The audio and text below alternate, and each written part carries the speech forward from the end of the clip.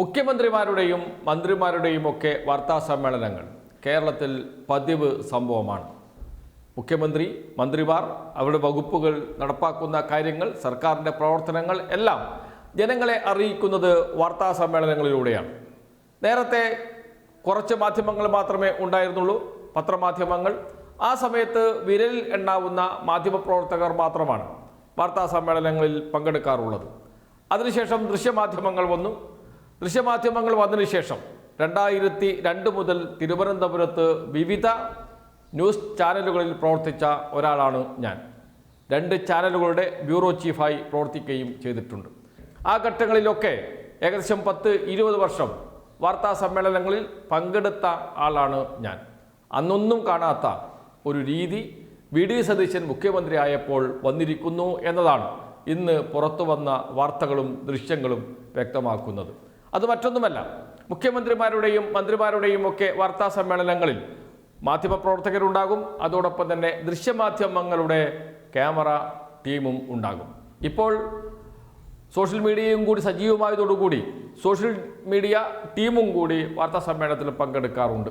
എന്നാൽ മന്ത്രിമാരും മുഖ്യമന്ത്രിമാരും സോഷ്യൽ മീഡിയ പ്രവർത്തകരെ വാർത്താ സമ്മേളനത്തിൽ പങ്കെടുപ്പിക്കാറില്ല. അത് വലിയ തള്ളിക്കയറ്റം ഉണ്ടാക്കും എന്നൊക്കെ പറഞ്ഞ് ഒഴിവാക്കുകയാണ് ചെയ്യുന്നത്. ഇപ്പോൾ മറ്റൊരു പ്രധാനപ്പെട്ട കാര്യവും കൂടി നടന്നിട്ടുണ്ട്. അത് ഒരു മാധ്യമത്തിൽ നിന്ന് ഒരു റിപ്പോർട്ടറും ഒരു ക്യാമറാമാനും മാത്രമേ പങ്കെടുക്കാൻ പാടുള്ളൂ എന്ന നിബന്ധന കൊണ്ടുവന്നിട്ടുണ്ട്. നേരത്തെ അങ്ങനെയായിരുന്നില്ല.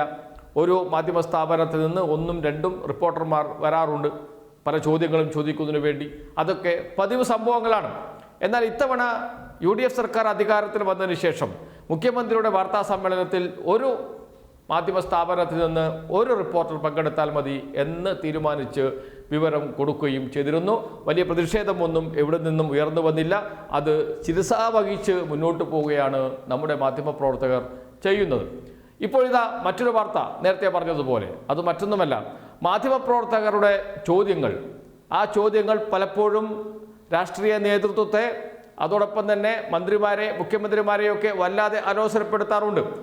ആരാണ് ചോദ്യങ്ങൾ ചോദിക്കുന്നത് എന്ന് അറിയാൻ, മനസ്സിലാക്കാൻ, അവരുടെ ദൃശ്യം പകർത്താൻ, ഒരു തരത്തിൽ പറഞ്ഞാൽ ക്യാമറ നിരീക്ഷണം എന്ന് തന്നെ പറയാം, അതിനുള്ള തയ്യാറെടുപ്പ് നടത്തി ഇന്നത്തെ വാർത്താ സമ്മേളനത്തിൽ, മുഖ്യമന്ത്രിയുടെ വാർത്താ സമ്മേളനത്തിൽ PRDയിൽ നിന്ന് ഒരു ക്യാമറാമാൻ വരികയും മാധ്യമപ്രവർത്തകരുടെ ഭാഗത്തേക്ക് ക്യാമറ തിരിച്ചു വെക്കുകയും ചെയ്തു, റെക്കോർഡ് ചെയ്യുന്നതിന് വേണ്ടി. എന്തിന് ഇത് ചെയ്യുന്നു എന്ന ചോദ്യം സ്വാഭാവികമായും ഉയർന്നു വന്നു. നേരത്തെ ഒരു നിബന്ധന കൊണ്ടുവന്നു, ഒരു മാധ്യമ സ്ഥാപനത്തിൽ നിന്ന് ഒരാൾ മാത്രം പങ്കെടുത്താൽ മതിയെന്ന്. അത് ശിരസാ വഹിച്ചു. ഇനിയിപ്പോൾ ഇതുകൂടി, ക്യാമറ നിരീക്ഷണം കൂടി നടക്കുമെങ്കിൽ നടക്കട്ടെ എന്ന് കരുതി ക്യാമറ വച്ചതാകാനാണ് സാധ്യത. പ്രതിഷേധമുയർന്നപ്പോൾ എടുത്തു മാറ്റേണ്ടി വന്നു എന്നോർക്കണം. ചെറിയ പ്രശ്നമല്ല, വലിയ പ്രശ്നമുണ്ട് അതിനകത്ത്. ചില രാഷ്ട്രീയ പാർട്ടികൾ മാധ്യമപ്രവർത്തകരുടെ ഭാഗത്തേക്ക് ക്യാമറ വെച്ച് അതും കൂടി ലൈവായി സംപ്രേഷണം ചെയ്യുന്ന രീതിയുണ്ട്. അത് തെറ്റാണോ ശരിയാണോ എന്നതൊക്കെ പിന്നീട് ചർച്ച ചെയ്യാം. പക്ഷേ മുഖ്യമന്ത്രിയും മന്ത്രിമാരും നടത്തുന്ന വാർത്താ സമ്മേളനങ്ങളിൽ ഇതുപോലെ ഒരു ക്യാമറ നിരീക്ഷണം എന്തിന് എന്ന ചോദ്യം പ്രസക്തമാണ്. ഇനിയിപ്പോൾ വാർത്താ സമ്മേളനത്തിൽ പങ്കെടുക്കുന്ന മാധ്യമപ്രവർത്തകർ, അവർക്ക് ഐഡന്റിറ്റി കാർഡുണ്ട്, സ്ഥാപനം കൊടുക്കുന്ന ഐഡന്റിറ്റി കാർഡുണ്ട്, അത് പരിശോധിച്ച് അകത്തേക്ക് കയറ്റാം. അതല്ലെങ്കിൽ മാധ്യമപ്രവർത്തകർക്ക് അക്രഡിറ്റേഷൻ കൊടുക്കുന്നുണ്ട് PRD.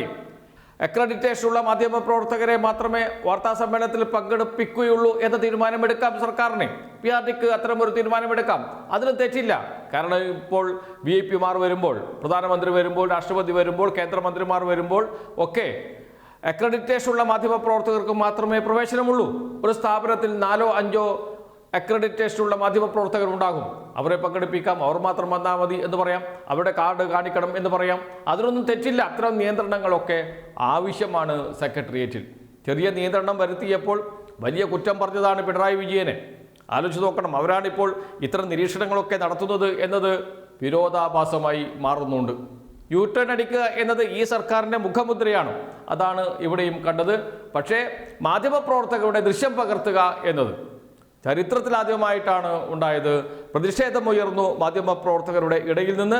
അവസാനം എടുത്തു മാറ്റേണ്ടി വന്നു, നാണം കെട്ടി എടുത്തു മാറ്റേണ്ടി വന്നു എന്ന് വരെ പറയേണ്ടി വരും. അതല്ലെങ്കിൽ ഇത്ര ഒരു കടന്ന രീതി ഒരിക്കലും ചെയ്യാൻ പാടില്ലാത്തതായിരുന്നു. അത് ചെയ്തു. പ്രതിഷേധമുയർന്നു, മാറ്റി. പക്ഷേ അത് ഒരു സന്ദേശം നൽകുന്നുണ്ട്. കഴിഞ്ഞ ദിവസം ഇന്ത്യ ടുഡേക്ക് നൽകിയ അഭിമുഖത്തിൽ മുഖ്യമന്ത്രി പറഞ്ഞ വാചകമുണ്ട്, സോഷ്യൽ മീഡിയയെ നിയന്ത്രിക്കണം എന്ന്. സുപ്രീം കോടതി സോഷ്യൽ മീഡിയയ്ക്ക് നിയന്ത്രണം ഏർപ്പെടുത്തരുത് എന്ന ഉത്തരവിറക്കിയിരുന്നു. അതിനെതിരെ റിവ്യൂ പെറ്റീഷൻ നൽകണം എന്നാണ് പറഞ്ഞത് കേരളത്തിൻ്റെ മുഖ്യമന്ത്രി വി ഡി സതീശൻ. എങ്ങോട്ടേക്കാണ് കേരളം പോകുന്നത് എന്ന് മനസ്സിലായല്ലോ. അതുകൊണ്ട് തന്നെയാണ് പറഞ്ഞത്, മാധ്യമപ്രവർത്തകരെ നിരീക്ഷിക്കാൻ ക്യാമറ സ്ഥാപിച്ചത് നൽകുന്ന ഒരു സന്ദേശമുണ്ട്, അപകടകരമായ സന്ദേശമാണ് അത്. താൽക്കാലികമായി അതിനെ പരാജയപ്പെടുത്താൻ മാധ്യമപ്രവർത്തകർക്ക് കഴിഞ്ഞു. പക്ഷേ നിങ്ങളുടെ മുകളിൽ ഒരു വാൾ, ഡെമോക്രസിൻ്റെ വാൾ തൂങ്ങി നിൽക്കുന്നുണ്ട്, ഏകാധിപത്യത്തിൻ്റെ വാൾ.